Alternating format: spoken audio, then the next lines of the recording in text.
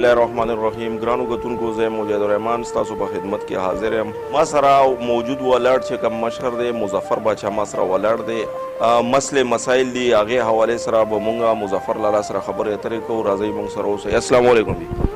وعلیکم السلام. مظفر لالا څنګه یې؟ څنګه لی مجاهد بھائی تاسو ښه خیر دی جی. اول خو ستاسو جی د شکریا ادا کوم مجاهد بھائی ستاسو سپیشل کیمرامین امیر بھائی چې تاسو زموږ ځای ته راغلي جي نه شکریا ادا کوم. رواني آباد اوسئ. مظفر لالا علاقه کې چې دی څه مشکلات دي هغې باره کې لږ ماله بریفنګ راکوي جي. یاره مجاهد بھائی زموږ په علاقه کې خو چې کم مشکلات دي نن سبا خو د بجلی مشکلات دي خو زما په خیال چې دا یوازې زموږ په علاقه نه دي دا په ټول پاکستان کې دا حالات دي. یو خو دا مشکلات دي جي او بل زموږ په کلي کې د سکول هم ډېر مشکلات دي. ډسپنسري را سره نشته جي. جنازګاه خو هم ځایونه هم نشته جي. بهرحال مسایل ډېر دي او بهرحال جي دلته کې د دې لارو کوڅو خو زموږ الحمدلله ټي ایم ای شالم دلته موږ له کلي ته رالو. زموږ چیرمین کریم الله صاحب چې کوم دی او زموږ ټي ایم او صاحب او ټي او آر صاحب دا ټول عمله ډېر ښه راغلي ده. انشاءالله موږ سره دا وعدې کړي دي چې که خیري کلي کې به د الله چې کوم قسم کار انشاءالله دا به تاسو ته د برابرومه. نو انشاءالله مونږ به په دې امید ناست یو د خیر او کارونه دي. مونږ مطلب دا دی کلیوالو را باندې اعتماد کړی دی اوټې را کړی دی کامیاب کړي نو انشاءالله العزیز چې د کلي دپاره به مونږ هر قسمه بھرپور منډه تړو او مخکې به انشاءالله مزید ښه سوچ کوو جي. چیرمین صاحب ملک کې ډېره زیاته ګراني ده. ورځې تر ورځې پېټرول اوچتېږي. چې پېټرول اوچت شول نو پېټرول سره هر یو شیز اوچتېږي. دې باره کې تاسو څه وایي جي؟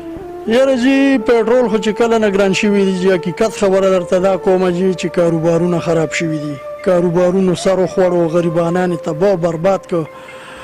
نو والله بس دا مسله خو جي په ټول پاکستان کې دا حقیقت خبره دا ده جي چې پېټرولو سره هر څه ګرانېږي. وړۍ کم ځای ته ورسول د غریب د اغشتونه بهر کړي دي. غوړي د کم ځای ته ورسول چیني خاص کر دا د خوراک چې کم ضرورت سامان دي دا د غریبو خلکو دي جي.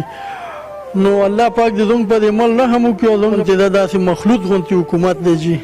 مونږ په خپل حکومت نه پوهېږو چې دا حکومت د چا دی. دلته کې اپوزیشن والا دي دلته کې موجوده حکومت دی.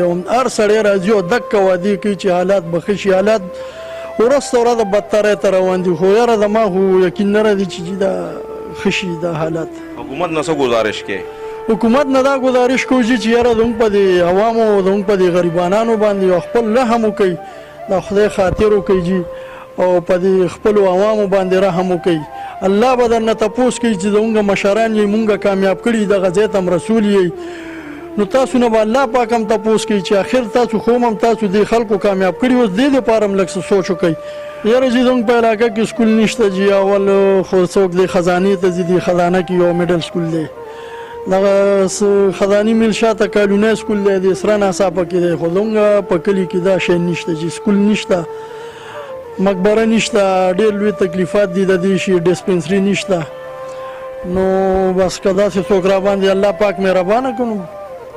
حکومت نه څه گزارش کوي؟ حکومت نه همدغه گزارش کوي چې امپیاګان را باندې ځي او راځي مینګان را باندې ځي او راځي وروره بس دقه دروغو وعدې دي په جلسو جلوسونو کې چې دا بدل لو کو دا بدل لو کو والله کې بیا په سترګو ویني.